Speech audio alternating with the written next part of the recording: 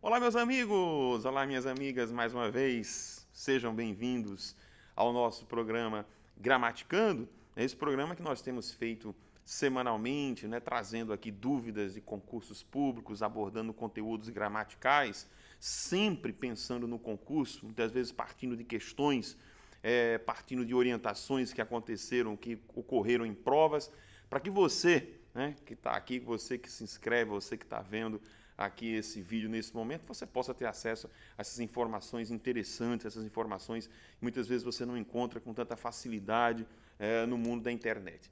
Hoje eu trouxe para nós discutirmos uma questão, na verdade, eu trouxe um conhecimento, mas eu vou partir de uma questão que foi cobrada pela Fundação Getúlio Vargas na prova para a Secretaria da Fazenda do Estado do Rio de Janeiro, uma questão muito interessante que envolve período composto, que envolve entendimento sobre o período composto.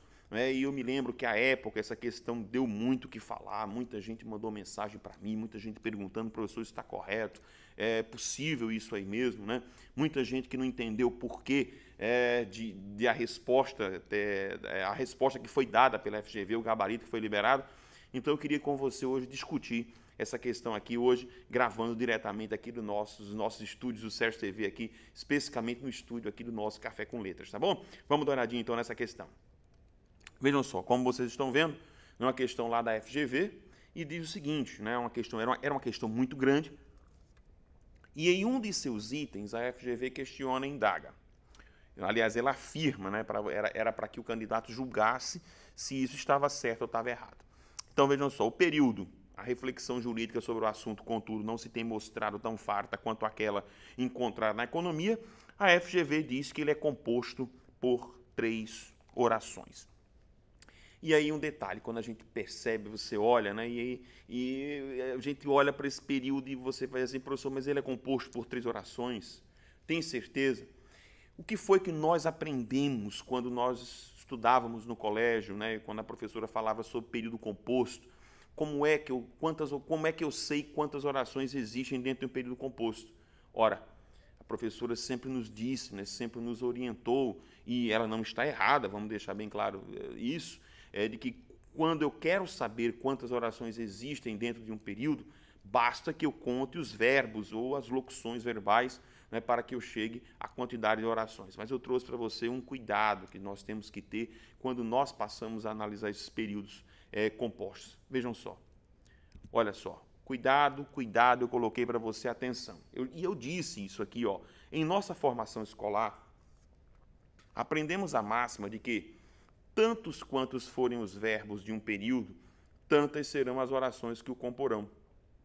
Esta regra, porém, nem sempre funciona, pois podem existir períodos em que haja orações ocultas. Gente, olha que interessante isso aqui, Olha só, em que haja orações ocultas, também chamadas orações elípticas. Essas orações, cujos verbos estão subtendidos por zeugma, aí aqui nós temos uma figura de construção, uma figura na área das figuras de linguagem, notadamente nas figuras de construção ou figuras de sintaxe. Zeugma, na verdade, é uma espécie de elipse, ou uma filha da elipse. A elipse é como sendo a ocultação total de um termo, termos que pode ser subtendido pelo contexto. Já zeugma é uma figura de construção em que o termo ele aparece num primeiro momento e ele desaparece, digamos, nas orações consequentes. Então, um caso típico de zeugma, por exemplo, seria assim, João comprou um carro, ponto e vírgula, Maria, uma casa, ou seja, João comprou um carro, Maria comprou uma casa, e eu promovo o zeugma do segundo verbo, tá bom? Então, isso é que é zeugma. Zeugma é um tipo de elipse. Então, vamos continuar aqui. Então, vejam só. Então, essas orações cujos verbos estão subtendidos por zeugma são denominadas de orações latentes, Se você quiser, pode chamar também de oração oculta, como eu disse aqui para você, ou oração elíptica. Vamos dar uma olhadinha aqui, eu trouxe alguns exemplos para vocês, observem. Primeiro exemplo de uma frase do Rui Barbosa, observem lá.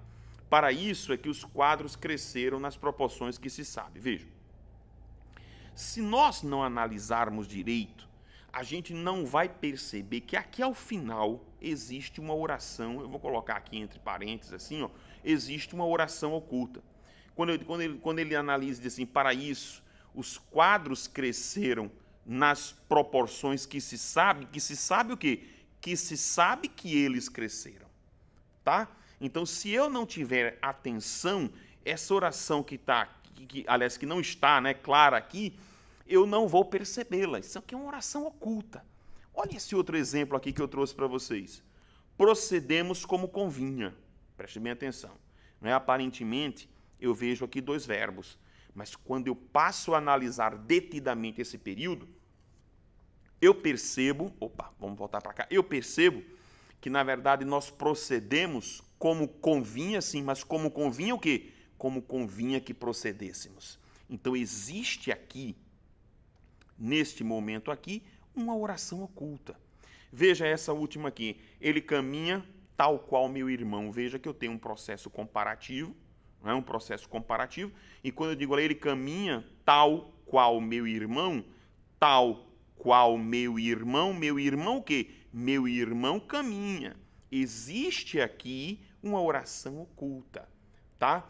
Uma coisa interessante é que nessas orações comparativas, nem todos os gramáticos aceitam isso com grande facilidade. O professor Napoleão Mendes de Almeida, ele rechaça essa ideia, ele diz que não, nesses processos comparativos que você tem, na verdade, é um simples adjunto adverbial de comparação. Quando você fala, por exemplo, ele fala como um papagaio. Veja, ele fala como um papagaio, né? Esse como um papagaio, para o professor Napoleão Mendes de Almeida, é um mero adjunto adverbial de comparação. Mas para grande coro dos gramáticos, na verdade, quando você fala ele fala como um papagaio fala. Portanto, neste momento aí eu tenho uma oração oculta. Então, quando você trabalha esses períodos comparativos em que o verbo da oração comparativa ele aparece elíptico, ele aparece oculto, nós temos aí uma estrutura em que há uma oração latente, em que há uma oração oculta. Então, quando você fala, né, ele age como um louco, ou seja, ele age como um louco age.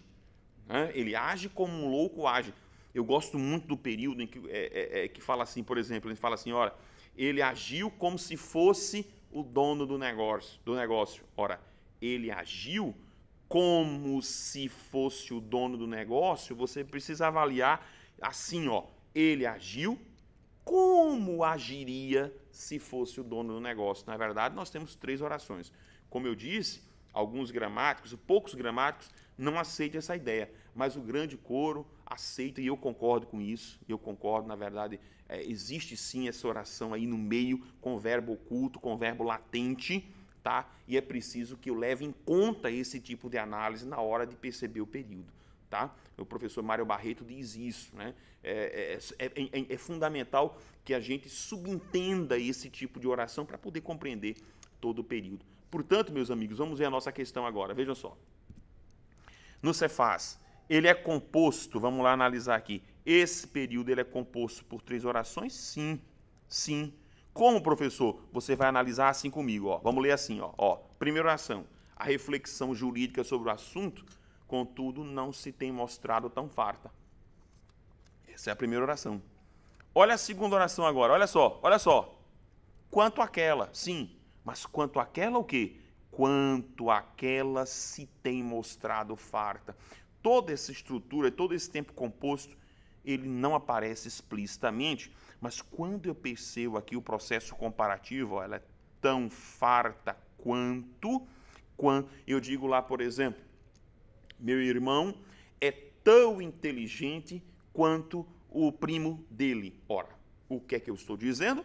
Que o meu irmão ele é tão inteligente quanto o primo dele é inteligente. Portanto, eu tenho uma oração oculta aí nesse meio. E para terminar, vejam só, eu tenho aqui terceira oração, tá? E na terceira oração que vocês estão vendo aqui, eu tenho lá a fundamentação em cima de um particípio. Observem aqui, ó. Vejam que eu estou em cima do particípio, ó. Encontrada na economia. Uma oração reduzida de base participial. Portanto, meus amores, está aí a questão com 3 orações em que eu precisava analisar a oração oculta, que é a oração que ficou no meio, para poder entender esse período. Linda essa questão, portanto, ó, fique atento, não erre mais. Quando você for analisar período composto, fique atento. Eu trabalhei bem esse ponto na nossa obra, na minha gramática, trabalhando essa questão de que existem orações que não aparecem claramente dentro do período, tá bom assim? Então, ó, para todos vocês, espero que vocês tenham entendido, compreendido. Curta aqui o nosso canal no YouTube, participe nessa nossa comunidade, para que você possa sempre estar recebendo os nossos vídeos, os nossos comentários, as nossas dicas, as nossas orientações, tá bom?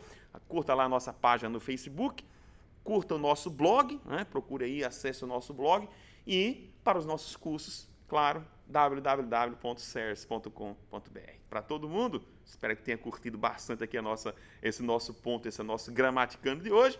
Para todos, um grande abraço, fiquem todos com Deus.